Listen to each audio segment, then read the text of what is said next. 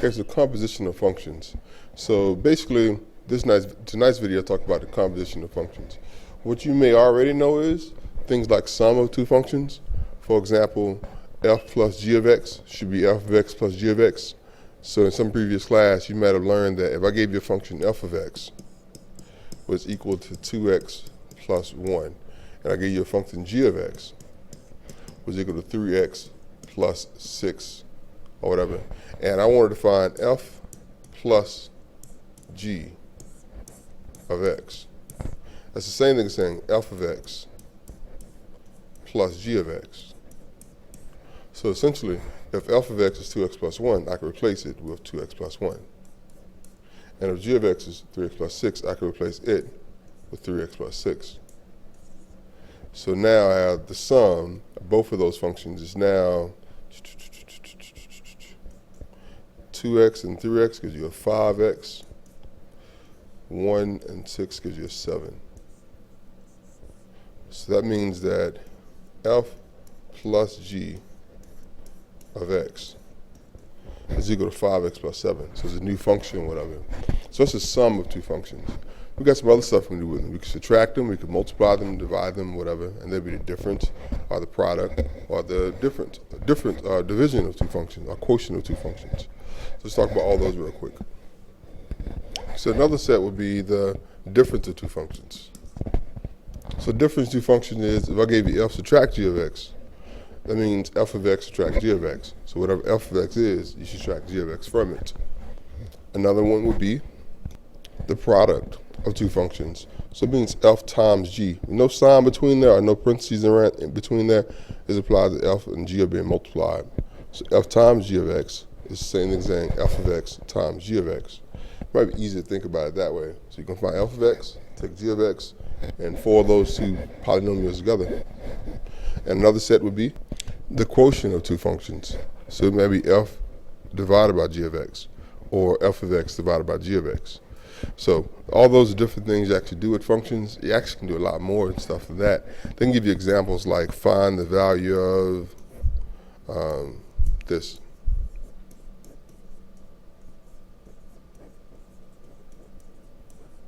Find the value of 5 times f of x plus g of x divided by 2. So basically, whatever f of x is, you can multiply all the numbers by 5. Whatever g of x is, you're going to divide all the numbers by 2. And then you're going to add both of those new functions together. So you can multiply those numbers by numbers and so forth, and multiply them by each other. All right, so let's start looking at some of those. So in this example, given f of x is 2x plus 1, and g of x is x squared plus 2x subtract 1, find the value of f plus g of x. And then evaluate this sum when x equals to 2. So let's first find f plus g of x. We know that expands to be f of x plus g of x. So we know that f of x was 2x plus 1. We know the g of x was x squared plus 2x subtract 1. After we combine our like terms, the 2x's combine, the 1's combine. So what you have is x squared plus 4x, and the 1's cancel out to be 0. So that means f of g of x, f plus g of x, is equal to this. First answer. Next answer is when we evaluate x equals 2. That means f plus g of 2 instead of x. So everywhere there's an x, we replace with 2. So it means it's going to be 2 squared plus 4 times 2. 2 squared is 4 plus 8, so it's 12. So f plus g of 2 equals to 12. So that's how you can evaluate functions, given addition or subtraction or division of those functions. Let's go further though and do composition of functions though. So the composition of functions f and g of x is given by f of g of x. The little o It means of, or it can be written as f, and then where the x would be, you're replacing the x with g of x. So it's composing one function into another function. So instead of having x, you're replacing it with the entire function that replaces all the x's. So that means f of g of x.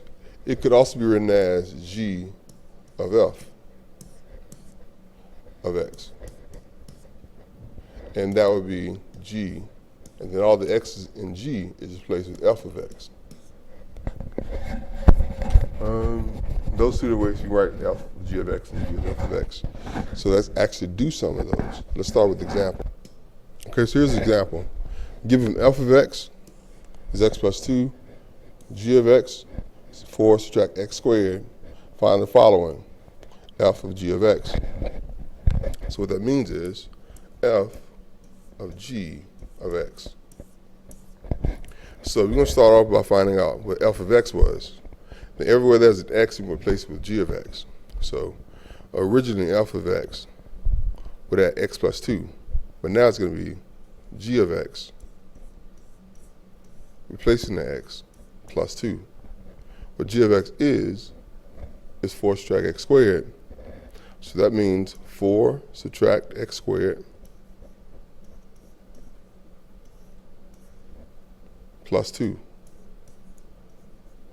There's no number in front of this x squared, in front of the 4 or parentheses. So I can drop parentheses off and call it 4 subtract x squared plus 2. These are your only like terms. It gives you 6 subtract x squared. So f of g of x is equal to 6 subtract x squared.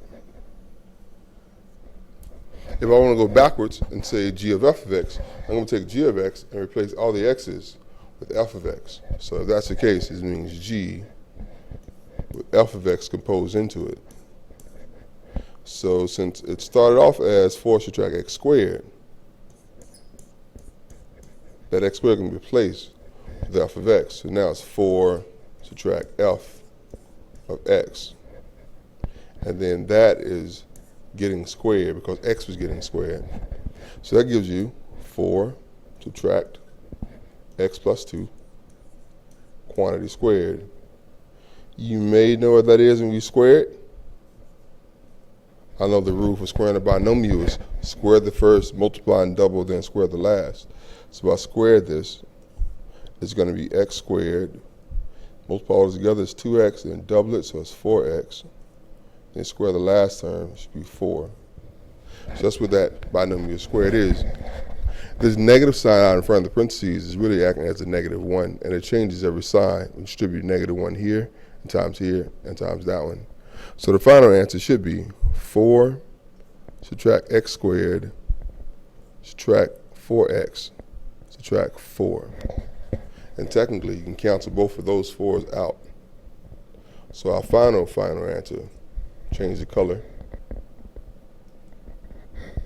should be -x squared, subtract 4x. So that's what g of f, so g of f of x is.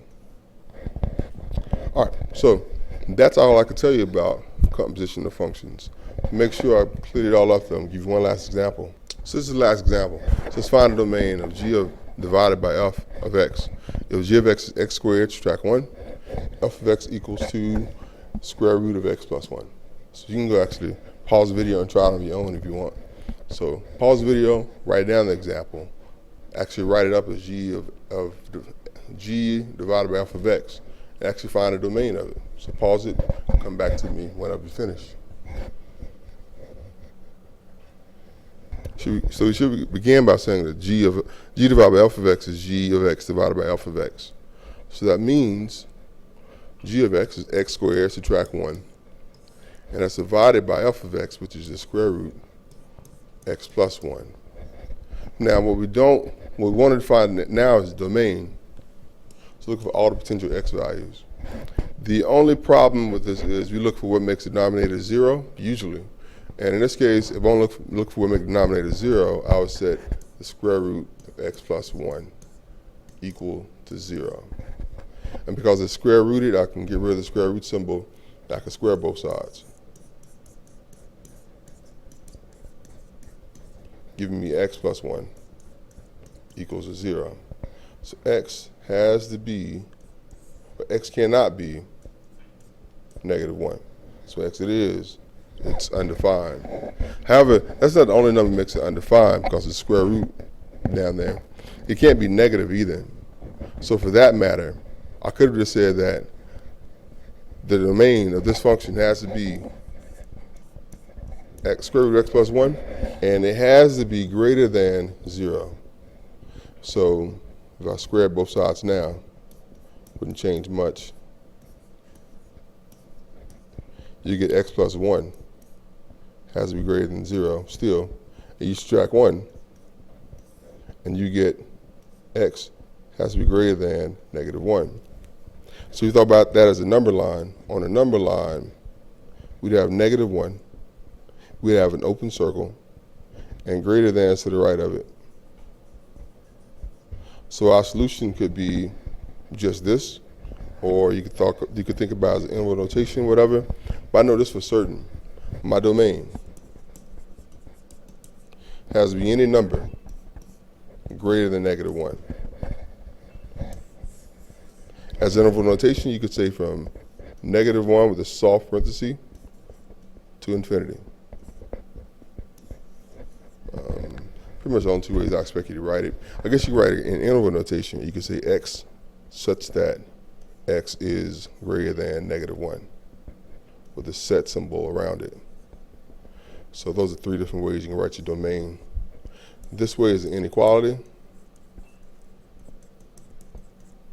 This way is interval notation.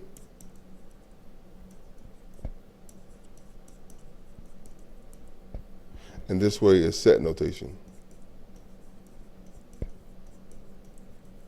So there are all different ways you can actually represent the exact same thing for the domain.